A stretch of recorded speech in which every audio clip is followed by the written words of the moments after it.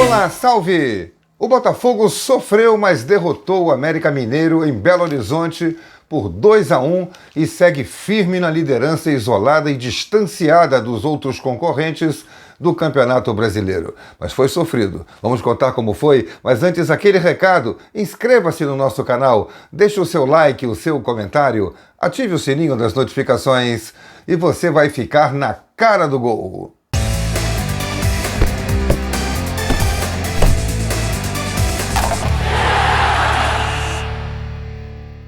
Não foi uma grande atuação do Botafogo contra o último colocado, o lanterna do Campeonato América Mineiro, que a gente até nem justifica estar na última colocação porque tem um bom time, podia estar um pouco mais acima, brigando para fugir do rebaixamento, mas parece já condenado à segunda divisão.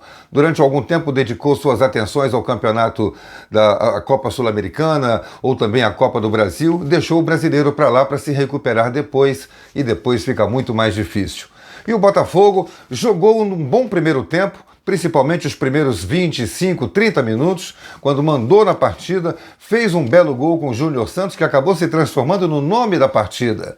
Ele, tão criticado por parte da torcida do Botafogo, acabou sendo o grande diferencial desse jogo em Belo Horizonte. Fez um belo gol no estilo dele, da ponta direita, corta para o meio, dribla o primeiro adversário, dribla o segundo, ameaça chutar, finge que vai bater e não bate, dribla e faz um gol depois com a bola desviando no Martínez e entrando no ângulo.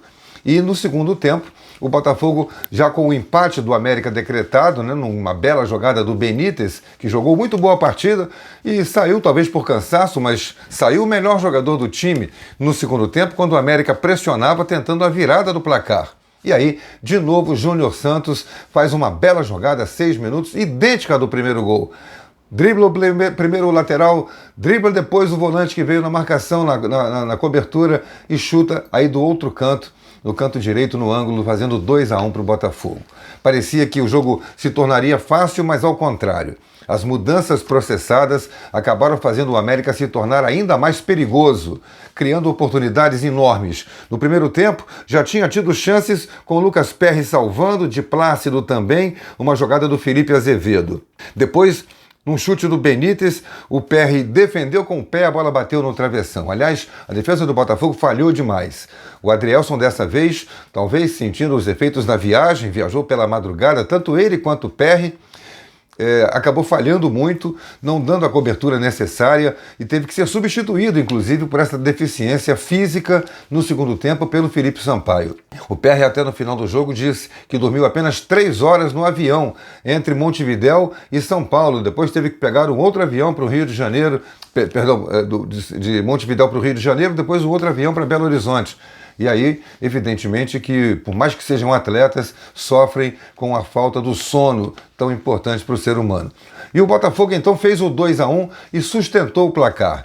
As mudanças do técnico Lúcio Flávio não foram lá as coisas mais brilhantes, vamos dizer, mas o banco de reservas dele era ruim. Não contava com Carlos Alberto para uma eventual jogada de ataque, tinha o Segovinha, mas não usou.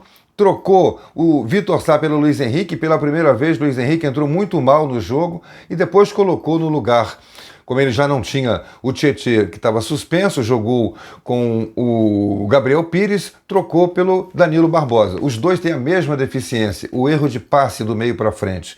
Marcam bem, mas na hora de criar alguma coisa são jogadores com grande deficiência. E ele então, o Lúcio Flávio, colocou o Bastos, que tecnicamente mostrou ser um bom jogador, mas ele tirou um atacante, o Júnior Santos, para fechar o lado esquerdo do Botafogo.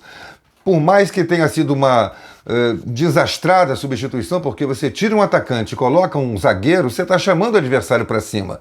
E nos minutos finais gerou uma pressão irresistível do time do América Mineiro. Mas o futebol tem seus caprichos. E quem é que salvou o jogo, a vitória do Botafogo? Exatamente o Bastos, quando o Kaiser, praticamente em cima da linha, conclui uma jogada vinda da esquerda e o Bastos salva, colocando a bola para escanteio.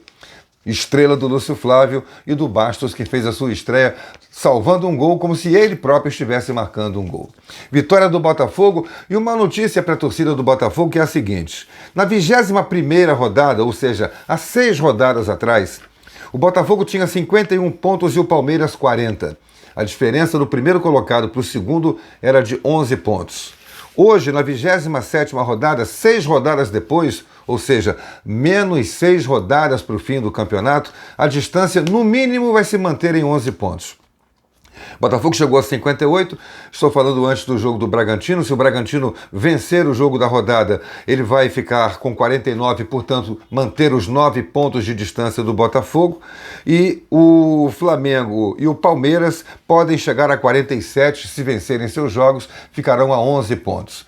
Então, era de 11 pontos na 21ª rodada, é de 9 nessa rodada que começou, a rodada 27, e pode terminar assim ou ser ampliada a vantagem do Botafogo. E são menos jogos para o final do campeonato. Vão faltar depois dessa rodada 11 rodadas, 11 jogos para cada time, e o Botafogo tem a faca e o queijo na mão para cortar, saborear e comemorar o título de campeão brasileiro tão sonhado.